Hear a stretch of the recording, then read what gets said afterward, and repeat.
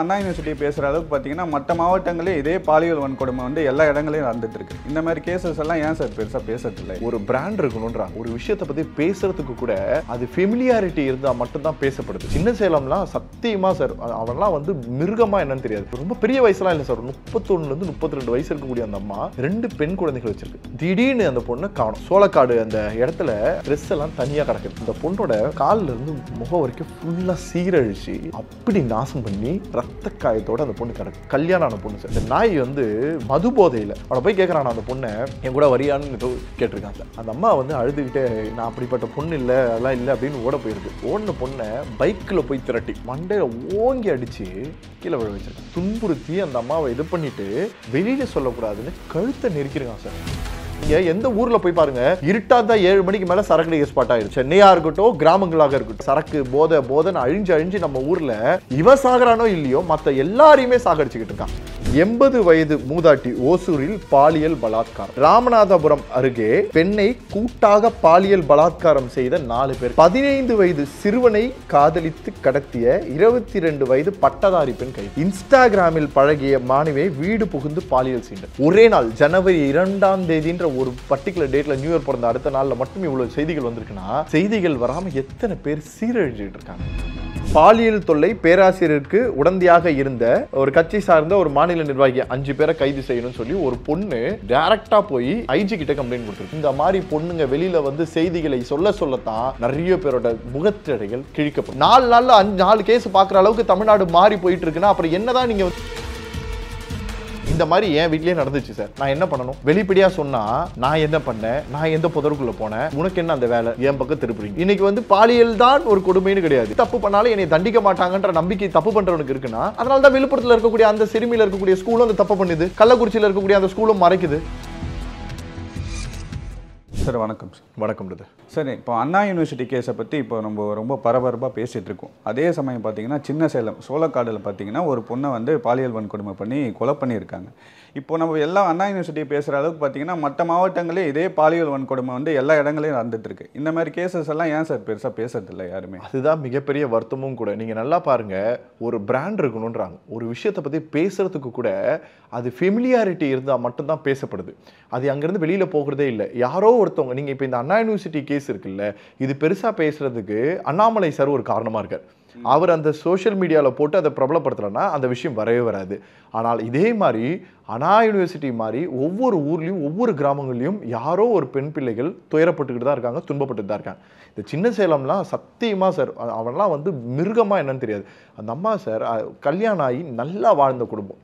அவங்க ரொம்ப பெரிய வயசுலாம் இல்லை சார், 31லேருந்து 32 வயசு இருக்கக்கூடிய அந்த அம்மா 2 பெண் குழந்தைகள் வச்சிருக்கு. நல்லா போயிட்டு இருந்த குடும்பத்துல அவங்களோட ஹஸ்பண்ட் இறந்து போறாரு. ஆக்சிடென்ட்ல இறந்து போன தூரத்துல இருந்து அந்த அம்மா வெளியில வரல. அதுல இருந்து மீண்டு வரத்துக்கு அந்த ஊரே அந்த அம்மாவுக்கு சப்போர்ட் பண்ணி, நீ வாமா ஒன்னும் நல்லா பண்ணலாம்னு சொல்லிட்டு இந்த பால் பண்ணையில பால்லாம் ஊத்துவாங்கல்ல, அந்த மாதிரி பால் ஊத்துற வேலை, காய்கறி எல்லாம் எடுத்துட்டு வர்றது, இந்த மாதிரி சின்ன சின்ன வேலைகள்லாம் பண்ணி அந்த குடும்பத்தை காப்பாத்துது. ஒரு பெண்ணை நம்ம சிங்கப்பெண்ணுன்னு ஊர்ல பேசிட்டு இருக்கோம்ல, இந்த உலகத்துல மேல போய் இமயமலையில சாதிக்கிறது மட்டும் சிங்கப்பெண் இல்லை, தன்னை நம்பி இருக்கக்கூடிய தன் குடும்பத்தை பாதுகாக்கக்கூடிய ஒவ்வொரு பெண்ணும் சிங்கப்பெண்ணு தான். அப்ப அந்த மாதிரி பண்ணக்கூடிய அந்த பொண்ணு தைரியமா வெளில போறதுன்னா யாரை நம்பி? உங்களையும் என்னையும் நம்பி. என் அண்ணன் இருக்கான், என் அப்பா இருக்கான், என் புருஷன் இறந்துட்டான், ஆனா என்னைய பார்த்துக்க என் அண்ணனும் அப்பனும் தம்பியும் யாரோ ஒருத்தர் இருக்கான்ற நம்ம மேல இருக்க நம்பிக்கையில அந்த பொண்ணு வெளில வருது. அப்படி வேலைக்கு போன அந்த பொண்ணை திடீர்னு அந்த பொண்ணை காணும். ஒருத்தவங்க வந்து பார்த்து சொல்றாங்க, சோளக்காடு அந்த இடத்துல ஒரு இடத்துல ஒரு பொண்ணோட ட்ரெஸ் எல்லாம் தனியாக கிடக்குது, காய்கறி எல்லாம் கீழே செதந்துக்கு. இப்படி பார்த்தா அந்த பொண்ணோட காலில் இருந்து முகம் வரைக்கும் ஃபுல்லாக சீரழிச்சு அப்படி நாசம் பண்ணி ரத்த காயத்தோட அந்த பொண்ணு கிடக்கு. கல்யாணம் ஆன பொண்ணு சார். கல்யாணம் ஆகி 2 குழந்தை இருக்கக்கூடிய பொண்ணு யாரா அப்படின்னு பார்த்து அந்த பொண்ணோட ஃபேஸை பார்த்துட்டு போலீஸ்க்கு தகவல் கொடுக்குறாங்க. டிசம்பர் 27ஆம் தேதி, புத்தாண்டுக்கு நல்ல வரணும்னு சொல்லி எல்லாம் காத்துட்டு இருக்க. டிசம்பர் 27ஆம் தேதி நடக்குது. அதுக்கப்புறமா 6 நாள் தொடர்ந்து பார்க்குறாங்க. கிட்டத்தட்ட 1ஆம் தேதி 2ஆம் தேதி வரைக்கும் தொடர்ந்து யாருன்னு தேடி கண்டுபிடிக்கிறாங்க. ஒன்றும் பண்ண முடியல. 5 தனிப்படையோ என்னவோ அமைச்சதா சொல்கிறாங்க. தொடர்ந்து பண்ணுறாங்க. கள்ளக்குறிச்சி மாவட்டம் சின்ன சேலம்ன்ற ஊரில் தான் நடக்குது. அப்புறமா ஒரு சந்தேகத்தில் என்ன பண்ணுறாங்க, ஒரு டீ கடைக்காரன் அங்கேருந்து போனதா ஒருத்தனுக்கு தகவல் சொல்கிறாங்க. இது வந்து ரகசிய தகவல்களாக போலீஸ்க்கு வருது. உடனே யார் அப்படின்னு பார்த்தா ஒரு குமரேசன் ஒரு ஆள், அவனுக்கு ஒரு 30லேருந்து 35 வயசுக்குள்ளே இருக்கான்னு வச்சுக்கோங்களேன்.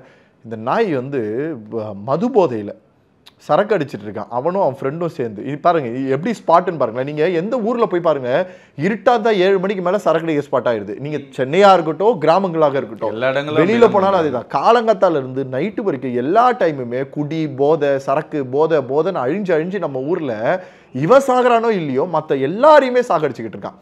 ஸோ அந்த பொண்ணை வந்து பார்க்குறான். பார்த்த உடனே இவருக்கு ஒரு ஆசை வந்திருக்கு. உடனே அவன் ஃப்ரெண்டு வந்து அப்போ வீட்டுக்கு போயிட்டு வரணும்னு போயிருக்கான். இவன் தனியாக இருந்திருக்கான், சரக்கு அடிச்சுட்டு ஃபுல் போதை. அவனை போய் கேட்குறான், அந்த பொண்ணை என் கூட வரியான்னு ஏதோ கேட்டிருக்கான் சார். அந்த அம்மா வந்து அழுதுகிட்டே, நான் அப்படிப்பட்ட பொண்ணு இல்லை, அதெல்லாம் இல்லை அப்படின்னு ஓட போயிருக்கு. ஓடின பொண்ணை பைக்கில் போய் திரட்டி ஓடி போய் கையில் கிடச்சதை வச்சு மண்டையில் ஓங்கி அடித்து கீழே விழ வச்சுருக்கான்.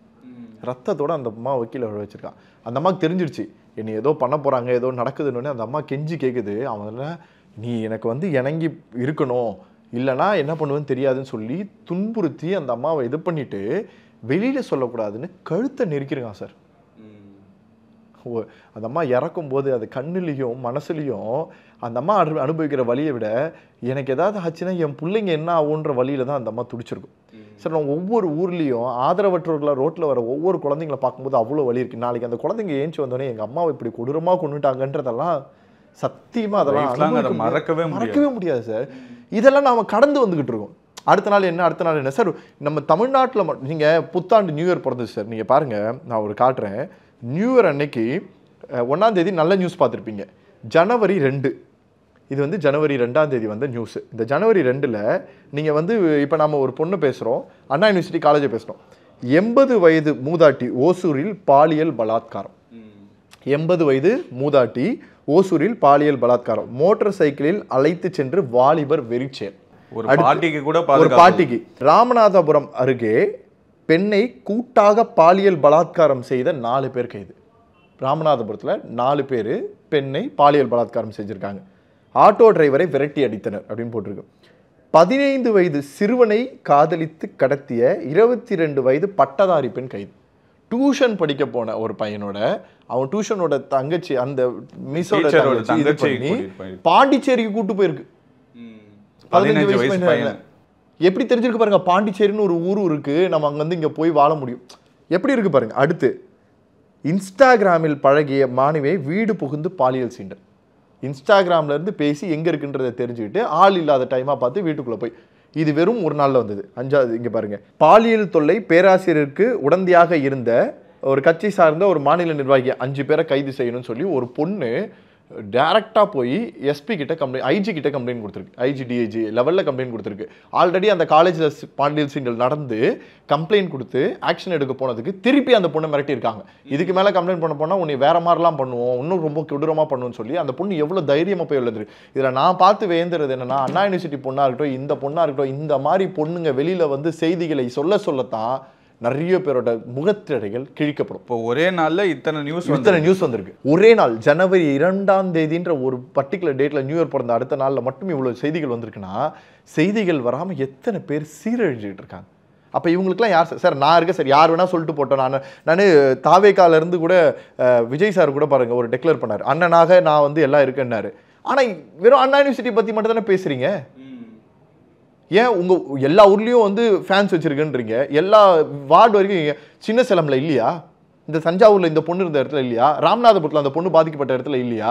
அப்ப அவங்க எல்லாம் செய்தி சுதந்திரம் வந்து மேலே கொண்டு வரதுக்கு ஆள் இல்லையா? அப்ப அட்மினிஸ்ட்ரேஷன் தப்பா இருந்தானே அர்த்தம் சார். நான் துணையா இருக்கிறேன்னு சொன்னா மட்டும் பார்த்தா அது ஓடணும். 2016ஆவது வருஷத்துல இருந்து ஓடிக்கிட்டு இருக்கேன் சார். ஒவ்வொரு பெண்ணும் ஒரு ராஜலட்சுமின்ற பொண்ணை தலையை 2 துண்டா வெட்டி ரோட்ல வச்சாங்க. பாலியல் பலாத்காரம் பண்ண அந்த பொண்ணை வெளியில சொல்லிட போது, அதுவும் கேஸ்ட் வைஸ்ல வந்து டவுன் கிரேட்ல கூட நான் இருந்தேன்னு தப்பா நினைச்ச போதுன்னு வெட்டி வெளில வச்சாங்க. பீரியட்ஸ்ல இருந்த ஒரு பொண்ணை, தர்மபுரியில் ஒரு பொண்ணை வந்து ரேப் பண்ணி அந்த பொண்ணை வந்து சாகடிச்சு ரோட்ல படுக்க போட்டாங்க. பீரியட்ஸ்ல இருந்த பொண்ணை பண்ணாங்க. இந்த மாதிரி ஒவ்வொரு விஷயங்களும் 2016ஆம் ஆண்டு நான் இறங்குனதுல இருந்து இன்னைக்கு வரைக்கும் 24 கிட்டத்தட்ட 8 வருஷமா எதுவுமே மாறல. 4 நாள்ல 4 கேஸ் பார்க்குற அளவுக்கு தமிழ்நாடு மாறி போயிட்டு இருக்குன்னா அப்புறம் என்னதான் நீங்க வந்து இருக்கும்? கம்ப்ளைண்ட் கொடுக்குறவங்கள கம்ப்ளைண்ட் எடுக்கிற ஸ்டேஜ் இல்ல, இன்ஃபர்மேஷனை வெளியில லீக் பண்றீங்க, டீடைல்ஸ் வெளியில தெரியுது. அப்புறம் எப்படி சார் ஒரு நம்பிக்கை வரும்? நம்பிக்கை வர்றதுக்காக என்ன சட்டம் கொண்டு வந்திருக்கீங்கன்றதே ஒரு பெரிய கேள்விக்குறியா இருக்கு. ஆப் ரெடி பண்ணியிருக்கோம், அந்த ஆப் மூலமா இன்ஃபர்மேஷன் கொடுக்கலாம்னாலும் அந்த ஆப் எடுத்துட்டு போய் எப்படி எந்த அளவுக்கு சேர்த்துருக்கும்? போதை இல்லா தமிழ்நாடுனா 10581 ஒரு ஹெல்ப்லைன் நம்பர் இருக்கு. எத்தனை பேருக்கு அந்த 10581 ஹெல்ப்லைன் நம்பர் இருக்குன்றது தெரியும்? எத்தனை பேருக்கு எத்தனை போய் சொல்லியிருக்கீங்க? சும்மா நம்ம இதை பண்ணா பார்த்தா சார், ஒவ்வொருத்தரோட குழந்தைங்களோடையும் பெண்கள் கிட்டையும் ஆண்களாக இருந்தாலும் சரி. ஏன்னா நம்ம அதே பாருங்க, தூத்துக்குடியில் அந்த பையனுக்கு வந்து ஒருத்தன் பாலியல் சீண்டல் பண்ணி அசிங்கப்படுத்தி அந்த இதெல்லாம் நாளைக்கு என் வீட்டில் பசங்க இருக்கு சார், அவ்வளோ நடுங்குது, பேசும்போதே நடுங்குது. அப்போ இப்பேற்பட்ட வாழ்க்கையை நான் நாளைக்கு எதிர்கால சமுதாயத்தில் இந்த மாதிரிலாம் வாழ பிடிக்கல. அப்போ ஸ்கூல் குழந்தையிலேருந்து ஒரு வயசான பாட்டி வரைக்குமே இந்த பாலியல் சீண்டல் நடந்துகிட்டே இருக்கு. அப்போ இது எதையுமே இது சார் ஓகே, நான் ஒரு தெளிவாக கேட்குறேன், ஓப்பனாக கேட்குறேன், இந்த மாதிரி என் வீட்லேயே நடந்துச்சு சார், நான் என்ன பண்ணணும்? அமைதியாக வீட்டில் இருக்க சொல்கிறீங்களா, யாருக்கும் சொல்லாமல் வீட்டில் இருந்து மறைச்சிட்டு இருக்க சொல்கிறீங்களா, இல்லை வெளிப்படையாக சொல்ல சொல்கிறீங்களா? வெளிப்படையாக சொன்னால் நான் என்ன பண்ணேன், நான் எந்த புதருக்குள்ளே போனேன், நான் என்ன வந்து உனக்கு என்ன அந்த வேலை, என் பக்கம் திருப்புறீங்க. கரெக்டாக? அப்போ நான் வாய மூடிக்கிட்டு தான் இருக்கணும் அப்படின்னு சொல்கிறீங்க. அப்போ இதே மாதிரி குற்றவாளிகள் யாரும் சொல்ல மாட்டான்னு சொல்லி குற்றவாளிகள் ஒருத்தர் 1000 பேர் ஆகும். அப்போ அந்த 1000 குற்றவாளிகளுக்கு தைரியம் கொடுக்குறீங்க.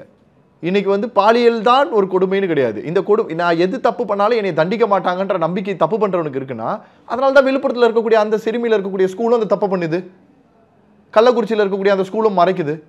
இன்னைக்கு அந்த ஸ்கூல் நல்லா நடந்துட்டு தான் இருக்கும்.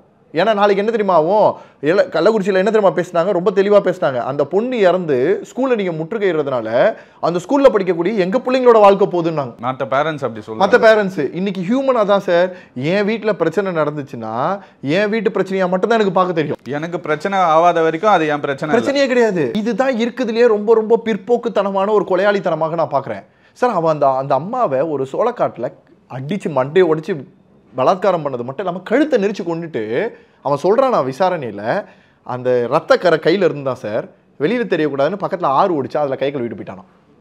எவ்வளோ அழகாக சொல்கிறான் பாருங்க. அவனை கூட்டு போய் எப்படி பண்ணன்னு காட்ட சொல்லியிருக்காங்க, அவன் அதே மாதிரி பண்ணி காமிச்சிருக்கான். ஆனால் அவனை கண்டுபிடிக்கவே நமக்கு 6 நாள் ஆயிருக்கு. ஒரு ஊருக்குள்ளே ஒருத்தவனை இருக்கவனை. அப்போ எத்தனை பேரோட நீதி. இப்போ நீ அவனுக்கு என்ன பண்ண போகிற? தண்டனை கொடு சார், நிற்க வச்சு தூக்கு தண்டனை கொடுத்து அதை ஒரு எக்ஸாம்பிளாக மாற்றுங்க. இந்த ஞானசேகரனுக்கு ஒரு எக்ஸாம்பிளாக மாற்றுங்க, இந்த குமரேசனுக்கு ஒரு எக்ஸாம்பிள் பண்ணுங்க. எவன் தப்பு பண்ணானோ அவனெல்லாம் வந்து ஹேங்கிங் பண்ணி அவனை யாருன்றதை காட்டினீங்கன்னா எனக்கு நம்பிக்கை வரும். தண்டனை கடுமையானாதான் இந்த மாதிரி இருந்தாலும் வரும்.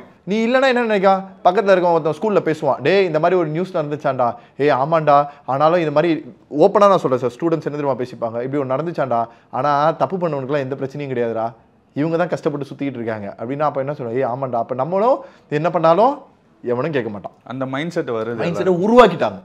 அப்படிதான் ராகிங் கிரியேட் ஆச்சு, அப்படிதான் கல்ச்சர் டெவலப் ஆச்சு. இன்னைக்கு என்ன வேணாலும் யாரை வேணாலும் செஞ்சுக்க முடியுன்ற நம்பிக்கை நீயே கொடுத்துட்டு இந்த சொசைட்டி மாறனா சத்தியமா மாறாது சார். இப்போ இந்த மாதிரி குற்றங்கள் அதிகமாக சொல்ல மக்கள் அதை பற்றி பேசணும், இல்லை விழிப்புணர்வோடு இருக்கணுன்ற மாதிரி இருந்தால் தான் இந்த மாதிரி குற்றங்கள்லாம் குறையும். கண்டிப்பாக சார், அதுக்கு நாங்கள் எப்பவுமே துணையாக இருப்போம். அதே மாதிரி என்னோட சேர்ந்து ஒரு கிட்டத்தட்ட 10,000 பேர் இருக்காங்க, நம்ம கலாட்டா மாதிரி டீம் இருக்குது. நம்ம தொடர்ந்து இதை பற்றி இது பண்ணிகிட்டே இருக்கோம். ரொம்ப நன்றி சார். தேங்க்யூ.